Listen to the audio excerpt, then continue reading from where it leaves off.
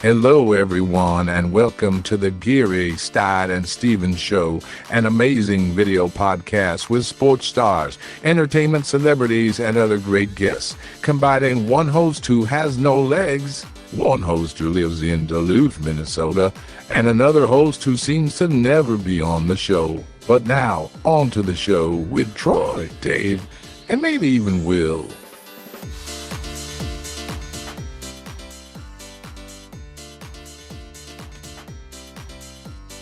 That's right.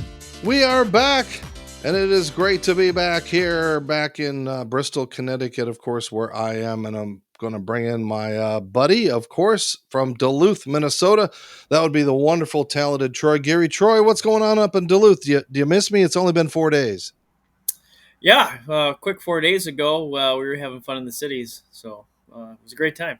All right. And I'd like to bring in our guest tonight, our guest who's been patiently waiting as we had a little blips getting things going here. But Blake Proehl is joining us. And if you don't know who Blake Proehl is, well, let's show you who he was as a former football player. He played in college, obviously, and had 3 years with the Minnesota Vikings playing with them. And then injury curtailed that a little bit, but still he got to the show and was a part of that team, and he is joining us tonight. And of course, we're going to talk about the story that makes him so unique. Is he's kind of like a Bo Jackson, Deion Sanders kind of thing, right there, Blake? Because I don't know about that. Because Blake is now a singer, and Troy's going to ask you a question about that because it started out in a unique way. Troy?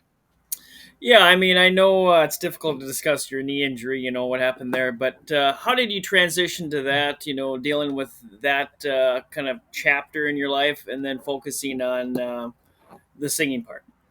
Yeah, I mean, the injury for sure is the reason, why I found music. My entire life, my dad played in the NFL for 17 years, so we grew up, moving from, state to state as he got traded or signed with a new team, and that's what put food on the table for us. So I just, our whole family loves football. We bled football, and that's all I cared about. I always loved music, but never had any singing lessons or piano lessons, guitar lessons, none of that, and dedicated my life to making it to the league like my dad. And finally did, and then I tore up my knee really bad. They said it was like one of the worst injuries they've seen since like Teddy Bridgewater, and they didn't know if I would ever be able to run again. So that was tough. Ended up making it back, but that's the time period that I found music, and somebody had bought me a guitar, ironically, and they put it next to my bed, and I just started playing it when I was basically handicapped on bed rest before my second surgery, and started singing with it, and ended up posting a video with Nana, and that's kind of what pulled me in. It was kind of a joke at first, and then people really liked my voice, and it was the most random thing ever. And now I'm fast forward, it's just crazy. Well, let's bring it up now. That since you're talking about it, this is the kind of thing that this was pre-Idol, and again, set us the scene because you kind of were pranking her. She didn't know you could do all this, right? So set the scene. So actually, backstory: my grandma is the one person that always thought that I could sing. She always heard a voice in me for some reason, whether it was in the car or whatever. But I would always be oh, heck no, whatever. I never actually fully sang in front of her. She just thought I could if I ever tried. And she had no idea I could play the piano. During this time, it was the fall. I had gotten hurt in training camp, and I started to teach myself piano, guitar, and singing. So I learned a song on piano, just exactly where to put my fingers, very simple chords. Didn't know what I was doing, but just learned where to put my fingers, then learned the song. And so I went to go visit my grandma in Raleigh, North Carolina, flew down for Christmas from Minneapolis during the season. So I got about 2 months of practicing under my belt here. And I set up the phone in her flower pot, and she has a little piano. And I just, for the first time ever, played piano and sang. That was one of the first times I've sang in front of anybody. Well, let's play it. Let's see the historic Nana video from Instagram. Here we go.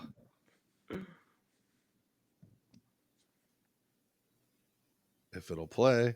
Hello. It was playing earlier. Yeah, we couldn't get it to not stop playing. All right, let me try one more time.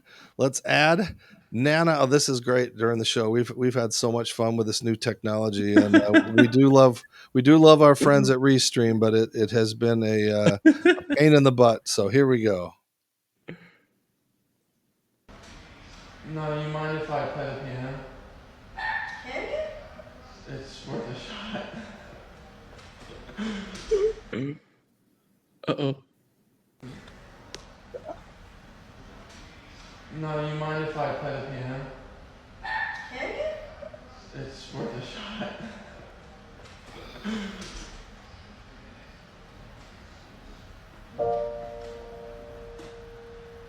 In case you didn't know, baby, I'm crazy about you. And I would be lying if I say that I could live this life without you. Even though I don't tell you all the time, you had my heart a long, long time ago. In case you didn't know.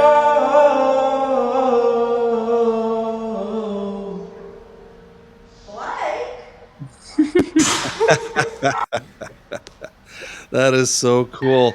So what was the rest of the family's reaction to once you kind of had that secret going?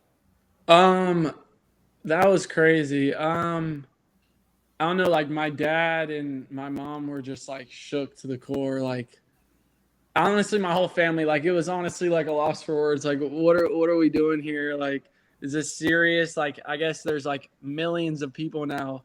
That video got like 30 million views, like hundreds of thousands of people. Like, and so I kind of got like sucked in. I really wasn't ready. Like listening back to that video, like that whole time I'm like cringing out because I've just grown so much from like vocally, and I've just learned so much more. So it's funny that people like truly loved that, which means a lot to me. But yeah, my family was, I think we were all just kind of at a standstill, like what's happening. It wasn't like a big shock, like let's go. It was more like, what do we do with this? Like, I guess people like this. Like, do I chase this? You know, while I'm also still recovering and still have a dream to like be a football player, even though like I don't know if I can make it back from this injury. So it was just a weird time period, to be honest with you. And then, of course, came the audition, and I want to show that because that was very beautiful too. And Nana tagged along for that. I can't count the times I almost said what's on my mind, but I didn't. I just didn't. And just the other day, I wrote down all the things I'd say, but I couldn't. I just couldn't.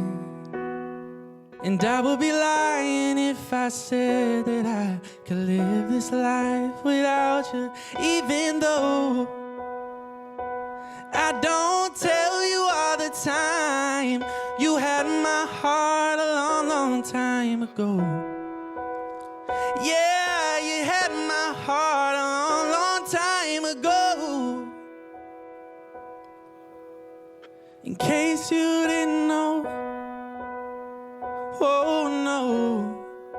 In case you didn't know,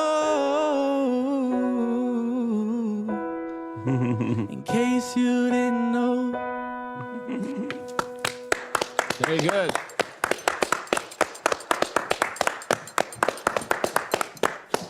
And of course, Katie had to come Just over. sign right here. Yeah. Your autograph. Yeah, There you go. Okay. oh, yeah, You're not okay. allowed to leave the show. So, what was that experience like? I mean, to go from, you know, the disappointment of an injury to that, I mean, that experience, and to share it with Nana. I mean, it doesn't get any better than that. Man, it was honestly the most full circle moment ever. Like right here, you can tell I get like a little emotional right here. Like, see, I'm trying to like hold it back. It was just like there was so much, like, I can't even describe to the amount of pain, and like I had never been in such a low point when I got injured, because it was everything I dreamed of to make it to the NFL. My whole entire life was dedicated to being an NFL football player. And it wasn't just to make it, it was to be somebody. It was to like almost like beat my dad. And my dad had a 17-year career, went to 4 Super Bowls, 2 rings. Like it was already such a high ceiling, and having this right when I get to like the spot I've wanted to be at, and like it was just the beginning for me, was so hard.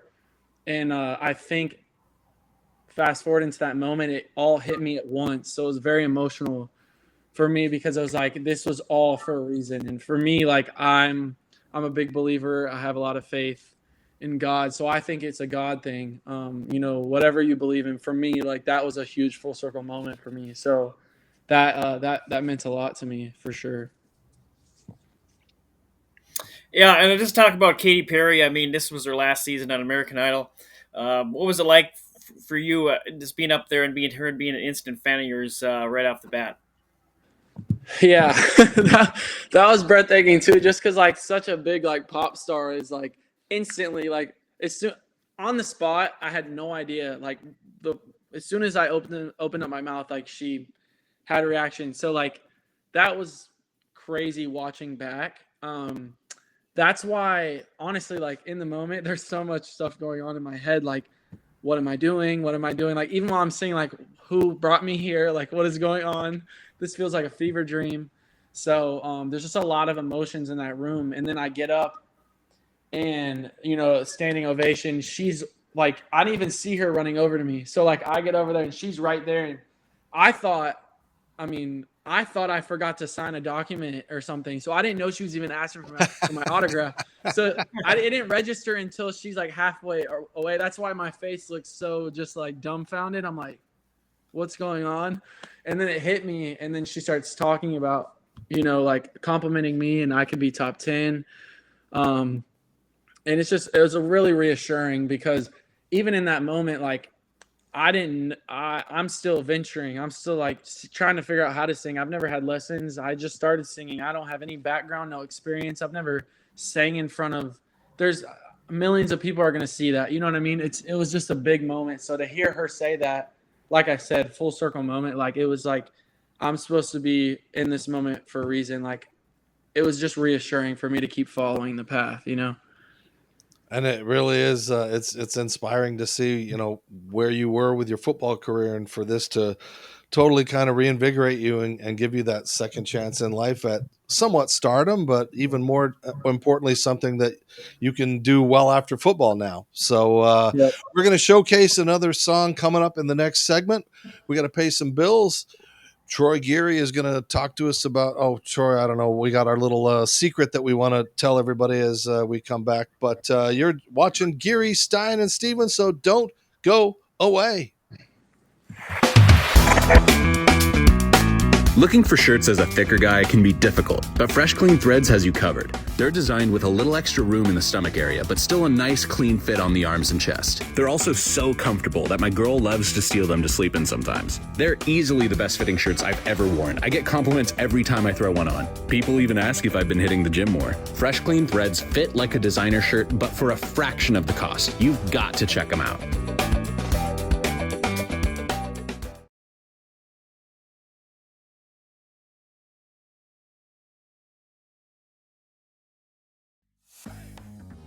Hi, everybody. Dave Stevens for the Geary, Stein and Stevens Show at the Miami Marlins ballpark. And you know what? We get great stars, celebrities, and entertainers on our show, but there's all kinds of great programming and content on Your Home TV. Your Home TV is a free on-demand streaming service reaching global audiences. They feature family-friendly programs with a vast selection of topics and interests. Their platform ideally matches content producers, leading viewers, smart device precision, and immersive HD experiences, plus ease of transaction solutions for everyone. Plus, they've got great shows and content like A Moment of Zen, Financial Freedom, The Retirement Halftime Show, and Make It Happen. And they have all kinds of travel shows, food shows, great programming, and great content. So, for more information, go to yourhometv.com.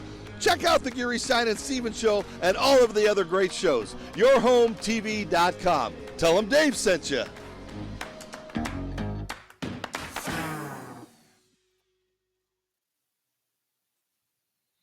All right, welcome back to the Geary, Stein and Stevens Show, and we're going to continue this amazing transformation from football to music. Of course, Blake Proehl is joining us, and Blake, so you have been. Do you consider yourself a musician, singer, songwriter? What do you think What are you now?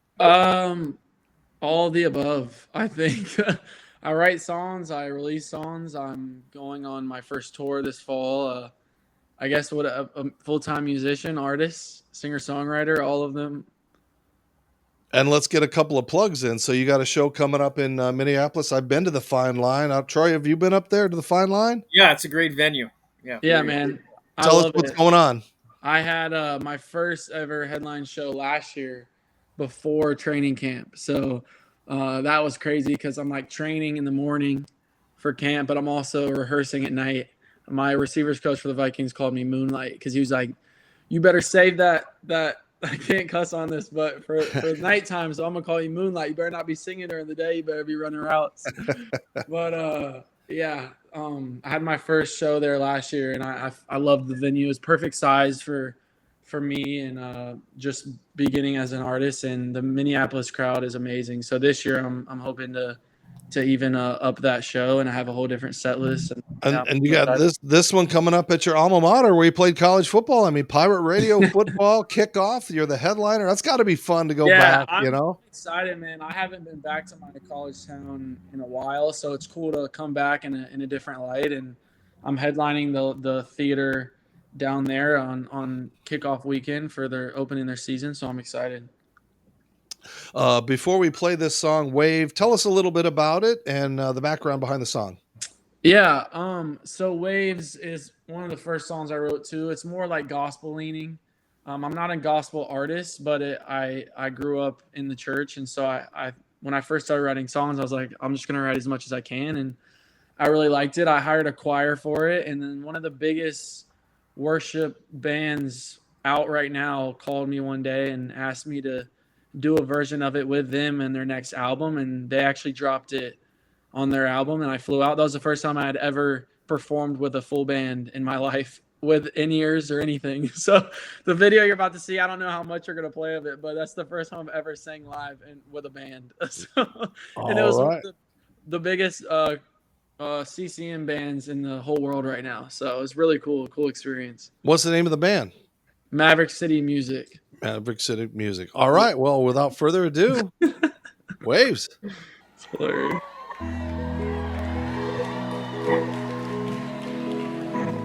I've been alone, I've been afraid, been embarrassed, been ashamed, I've been defeated, been betrayed, it comes in waves. I've been excluded, cast aside, let somebody steal my pride, been blinded by things I hate, it comes in waves. Come on. But I know these waves will crash over me, but I have faith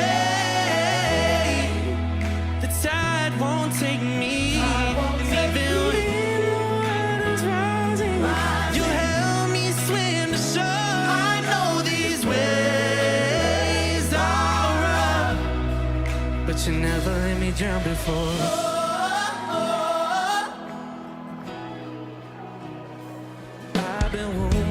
Crushed by fear, hate, even looking in the mirror. Felt insecure from what they say. It comes and waves. I've lost myself and lost my soul, trying to make myself feel whole. Been enemies with my own brain. It comes in waves, but I know these waves will crash over me. But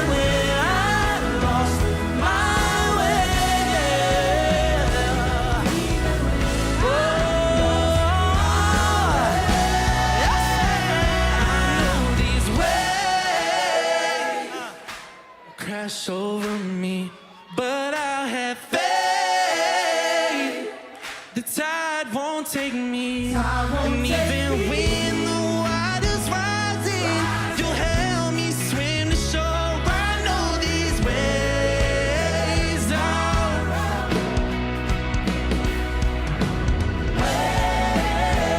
I know these waves, but I have faith. But I have faith. I won't take me when the water's rising. You help me swim to shore. I know these waves are yeah.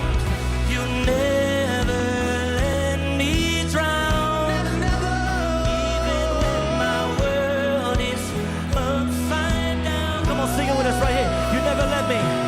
You never let me drown. Even when my you never let me drown. No, never let me drown. I've been with you. My world is you've always been down, God. You never let me drown. Oh, you've always been by my side. Hey, come on, one last time. You never let me drown. Come on, sing it out right there. Oh, no, no, no. Even when my world is upside down, you always come through, God, yeah. You always come through. Yes, you do. Yeah. But I know these waves will crash over me. But I have faith. The tide won't take me. And even when the water's rising, you help me swim to shore. I know these waves are rough, but you never let me drown before.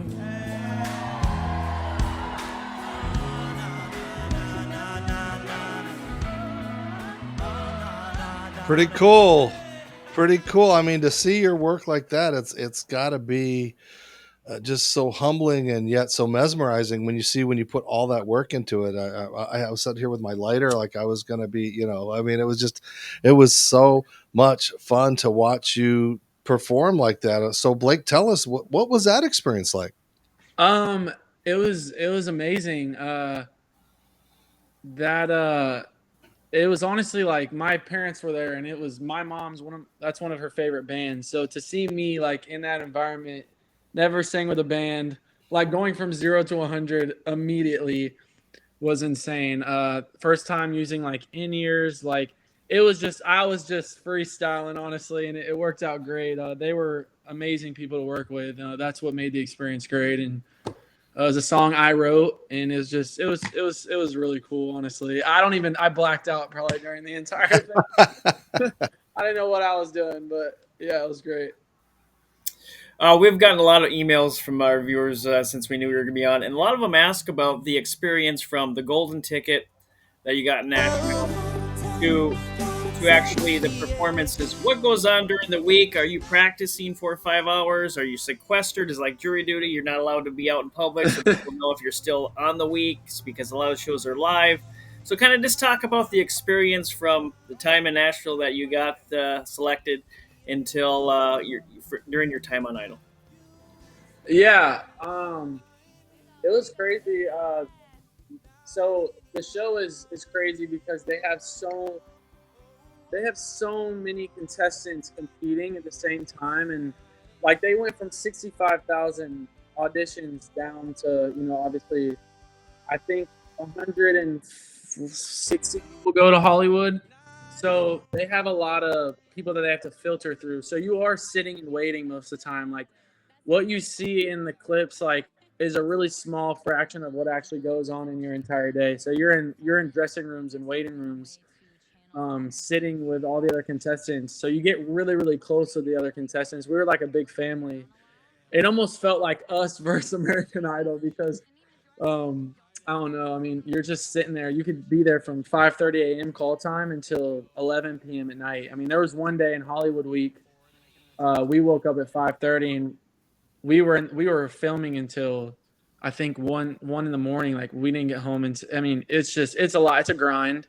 But it taught me so much. Like without the Idol experience, I wouldn't be where I am right now. There was a lot of growing pains on my Idol experience, just like not being around the industry, not knowing really how to sing yet, with a band, staying on time. Like there's so much that goes into it. And it was the biggest blessing for me to grow. I grew exponentially just on the show.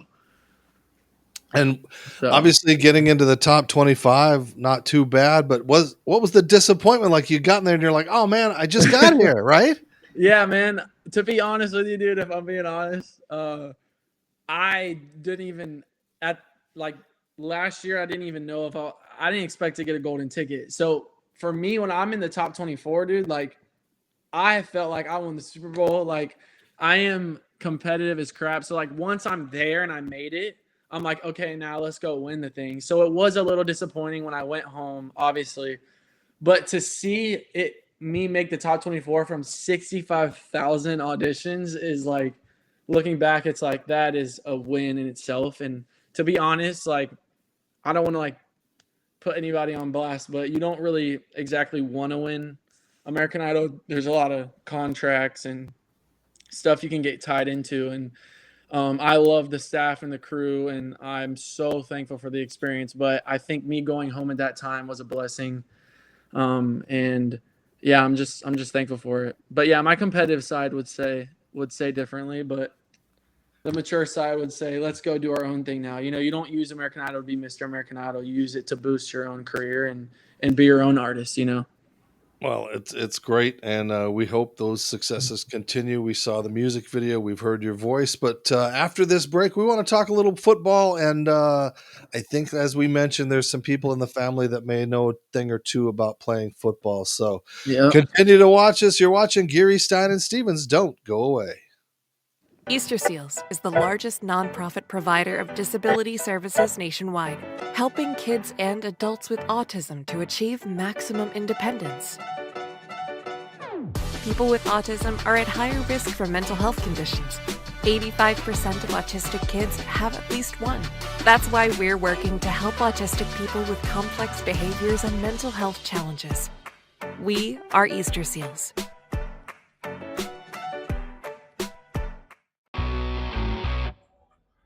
Hi, everybody. Dave Stevens here for the Geary, Stein and Stevens Show from Tropicana Field, home of the Tampa Rays. And you know what? Not everybody can be a Major League Baseball player, but you can look like $1 million. What's the best way to do that? Well, go to freshcleanthreads.com. Don't believe me? That's right. You can look professional, feel good, and not spend a lot of money by wearing Fresh Clean Threads. They have amazing shirts. They've got Henleys and polos, long sleeves, and even bomber jackets. And if you like them, you can save some money by typing in the show code GSS Show from the Geary, Stein and Stevens Show to save 20% off. So if you can't be a major leaguer and you want to dress like one, well, go to freshcleanthreads.com. That's freshcleanthreads.com. Tell them Dave sent you. Use that code GSS Show.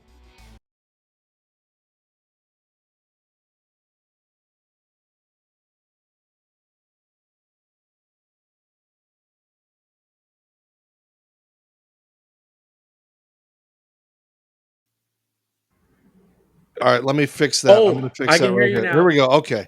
All right, coming out of the break. I do not like this new system. Here we go. 3, 2, 1. All right, welcome back to the Geary, Stein and Stevens shows where we wrap things up. And our guest tonight is Blake Proehl. And if you remember that last name, no, it was a shampoo. It's not a hair shampoo from back in the day. Ricky Proehl was a great, I think, 17-year receiver. Your dad. Mm-hmm. That had to be pretty cool. I know you were born kind of during his career, but that had to be just amazing growing up with your dad playing in the NFL. Yeah, man. It was every kid's dream. I woke up every day getting ready for the next Sunday, going to watch him play. I'm the youngest, so I missed a good half of his career. Like my sister was born in Phoenix, where he was drafted with the Cardinals, and she got to go to every city. And I was kind of the back end, like St. Louis, as you see there, and the Panthers and the Colts. So I miss a little bit, but I got to see until all the way up until I was about 8 years old. So I was very aware. I remember the Super Bowl with the Colts when we won it, and it was amazing. I mean, like I said, it was a dream. How did growing up in a football family help you to what to expect as a pro, knowing that your dad, and your brother also was in the league, help you with that? Well, first of all, I mean, you have one of the, I think one of the best coaches. Not only was he an amazing football player, he ended up coaching afterwards, but he's one of the best coaches that you can find. I mean, to have him at your disposal, right there in your living room was honestly a cheat code. Like, I don't know if I make it to the level I did as a football player without him. Not only because of the gene pool, but obviously just because of like just teaching me how to run routes. I mean, just that picture right there, that facility, we've spent thousands of hours on that turf field just running routes early in the morning for years and years and years and years. And he taught us so many little cheat codes about route running and setting defenders up and all of that stuff.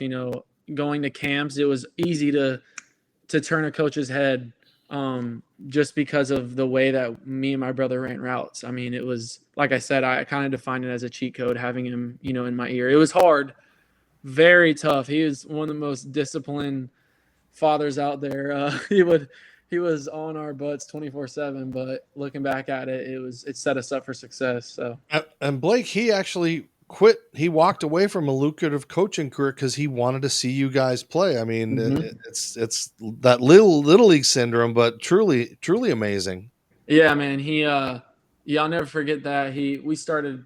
I think I went to ECU, East Carolina, and that's when he decided to retire, and so he could make our games. And Austin's back end of his collegiate career, Carolina, and then obviously me going to the Vikings and stuff like that. So he had more time, obviously, to come watch us play and kind of, I guess, see the fruits of him yelling at us at 6 a.m. our whole life and making us run all these crazy routes and all these crazy footwork drills, and it all paid off. So I think he wanted to see that come to fruition. I want to ask you about your pre-draft process, and a lot of people want to ask that question. How many teams are interested in you, and how did you ultimately decide on the Vikings? Yeah. So honestly, this is hilarious. Most of the teams that wanted me were all in the NFC North. Like the Packers, the Lions, not as much. Chicago a little bit, but really the Vikings, Lions, and Packers. I don't know what it is about the Midwest that just loved me, but that's I don't know what it was, but those were most of the calls I was on during the draft. Calls from the Lions, Packers, and Vikings. It was like the main three teams. I was like, what is up with y'all all in the same division? But it was great. So my favorite team, honestly, I had crazy interviews, Zoom calls with most teams in the league leading up to the draft. But my favorite one was the Vikings. So it was crazy to see how it came all together. Coach McCardell was just, first of all, unbelievable person, but even better, coach. He's just awesome. He played 17 years against my dad, knew my dad, respected him, and he saw a lot of my dad in me. And we had a great Zoom call, and then the draft came, and the Vikings, I want to say that year, they didn't have as many picks. I think their last pick was in the 5th round. And I get a text from Coach McCardell, and he's like, hey, like, get your phone ready. So I'm like, I'm about to go 5th round. Like, let's go. And apparently the way it works in the war room is the coaches going, I guess, what's the word? They basically try to get the other coaches to, like the GM. So what's the word? Present. They present like a player to the GM in the war room. And it was between me and a kid from Pitt, Jalen Twyman, I want to say his name is. He was a nose guard. And it was between me and him. And he was like, hey, it's between you and this other kid. Like, get your phone ready. And it ended up being Jalen. I think they needed a nose guard a little bit more. And so that was devastating. I want to hear my name called. But they called me, the head coach, Coach Zimmer, the OC. They all called me on like a Zoom call right after the pick, like immediately. And I'm like, why are they calling me? They just picked somebody else. And they're like, hey, like we're willing to give you the biggest like free agent deal in the last like decade of Vikings. Like we want you that bad. We were about to pick you, but we needed the nose guard really bad. So I just felt the love from the Vikings more than they were putting the money where their mouth was. Like a lot of teams will call and they say they want this and that, but they're not putting the money where their mouth is. And the Vikings were already loved the coaching staff.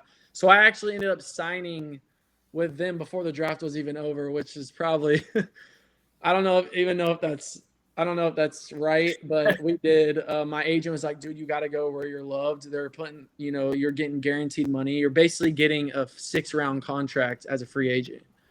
And they're like, you have to do it. So I ended up doing that. And it was awesome. I mean, I had the best experience. The organization is just top dollar. I mean, they got unbelievable facilities. Just honestly, the whole building, all the staff, everybody down to the cook, the freaking chefs. Like it's just a great environment to be in. I became a man there just being in that environment on a daily basis, to be honest. Well, thank you for not picking the Packers, first of all. And I have one more quick Viking question. I mean, you practice every day with Justin Jefferson. Yeah. What kind of stuff did you learn from him, and do you know how to do the gritty? Oh, dude, my gritty's crazy. My gritty's nasty. He he taught me how to do the gritty like one of the first days. He's first of all, besides him being the best receiver in the NFL by far, in my opinion.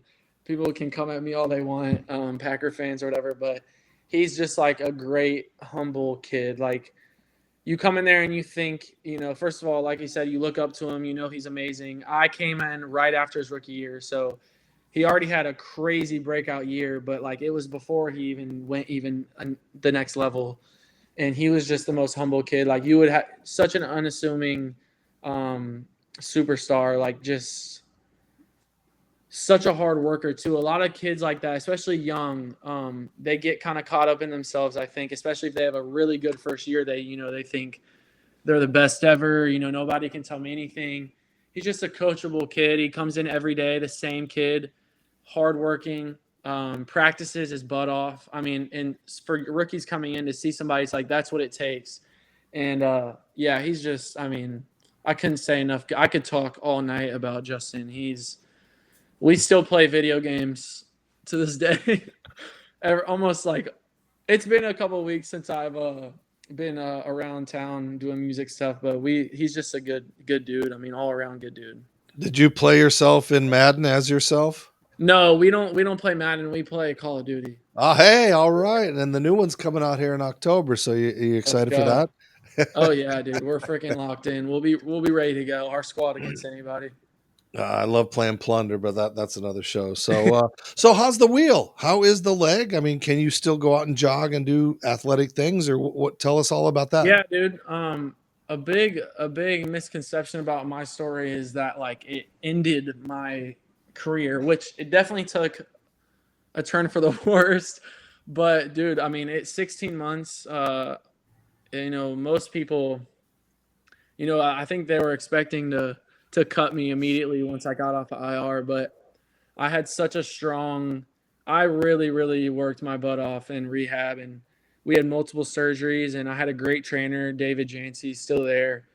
And I just came in every day, and I ended up coming back. It was the next season in the fall, right after the London game. I had I think a 21-day window. I got put on a PUP list to practice with the team. And I was a little rusty. I remember the first couple of days, I was like, whoa, the speed of the game is freaking fast. Like I've, been in the training room for over a year and a half now. And I get thrown in the fire. But I came back swinging. I mean, I remember the next week 2 of like my tryout period, I just had a crazy week of practice, like unbelievable you're going against the first string defense. So I come off of the training room and I'm one-on-one against Patrick Peterson like day one. And I remember just having a great week of practice. And I think Kevin O'Connell was the new coach. So it wasn't the coaching staff that like really wanted me except for McCardell. So it was a little bit different. I had to win over a whole new staff. So that was really tough. But they ended up signing me back. So I made the team back. So a lot of people think like once I got injured, I was done forever. I ended up making the team and was on P squad the entire year, which was like a miracle for me to even just be on the team after such a crazy injury. Came back the next year, and that's when I got cut, which was last fall. And I had a couple practice squad opportunities elsewhere, but I ended up choosing music over football. And that's when I auditioned for American Idol about a month later. So my agent was like, hey, like we got people who want to sign you in practice squad, like let's go. And I ended up taking the leap of faith. And I don't know, I think after my first headline show, I like really just fell head over heels for music. And I was still a great football player after my injury, but there was definitely just something off just about my whole leg in general. I could still run like the wind and catch balls and run great routes, but I ended up choosing music over ball in the end. So it's kind of wild to say that out loud, especially if my younger self heard that. But it was a God thing for me. Well, thanks to your faith and your family and everything, you seem to be so grounded and just an amazing kid. And we wish nothing for the best of you. I want to put up your website right now. And where can people follow you on social media, find your music, see where you're touring? Tell us all about how to watch you and hear you. Nothing special. It's just my name. I don't have like a cool artist name. It's just Blake Proehl. All my social media, I have Instagram. Instagram's probably the most reliable place to find like me actively on a daily basis, but my website's there. It has like my tour dates, and we announced a tour. Obviously I have 2 headline shows, Charlotte and Minneapolis, but I have a tour coming up in the fall, my first ever tour, and it's with a couple other of the American Idol contestants. It's called Boys Night. It's me and some of my roommates throughout the process of American Idol, and yeah, it's kind of ironic because it's called Boys Night, but it's gonna be probably mostly females in the audience. So we're really excited about that. So that's coming up in the fall. We've announced it, but we haven't announced dates or anything yet, and those are getting finalized as we speak. So those are coming up in the next week or two. We're excited to announce the exact dates and venues and cities. Well, so who has a better spread, the American Idol catering or Minnesota Vikings training camp? That's a no-brainer there, I'm sure.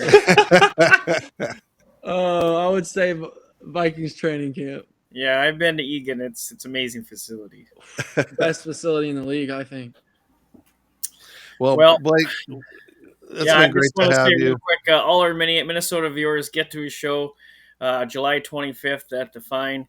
It's going to be a great night. I'll be there, so let's freaking go, baby. We'll have to meet up maybe after. But the Fine Line, July 25th. Let's get that sold out. Let's do it, man. I appreciate you guys so much. Thank you. And before we let you go, are you pop?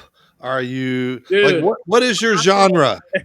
If I'm being honest with you guys, when I first started writing, like I was like, all right, I'm straight down the middle pop. Like let's write. Started writing, released a few songs that I hate like so much, and now I've written a lot of songs that are coming out over the next couple months, and I'm honestly most excited about these because I think I was trying to chase a different sound that wasn't actually me. And now I'm starting to find my sound, and it's a little bit more like it's pop, but it's country. It's pop country. It's more country leaning.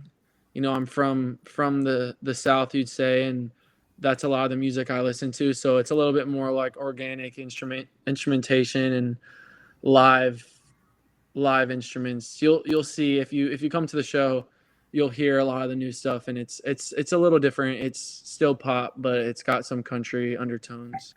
Excellent. Well, thank you for joining us. It's been wonderful to get some insights, not only into the American Idol world, but back to your Viking playing days. So, Blake, best of luck. I hope you come up here where I can come see you, or maybe I'll have to fly in or see you. Yeah, for sure. Best of luck. So, for myself, Troy, final thoughts? Blake, I just want to appreciate you taking time out of your busy day to join us. And like I said, Minneapolis people, get that sold out. Fine line, July 25th. Appreciate you guys so much. Thank you for having me. All right. Don't ever stop watching the Geary, Stein and Stevens Show. You can find it, of course, on your home TV, on Roku, or on any social media platform, Apple, Spotify, and we still don't know where Will is. We had Will in Minnesota, but we don't have him now. I guess he had to go to class or something, Troy.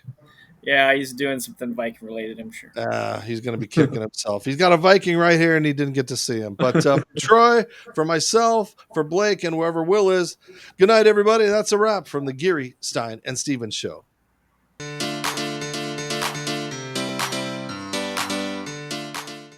Thank you for tuning in to the Geary, Stein and Stevens Show. Follow us on social media. Watch us on yourhometv.com, or now we're on Roku. Download it and watch us. And thanks for tuning in. Until next time, America.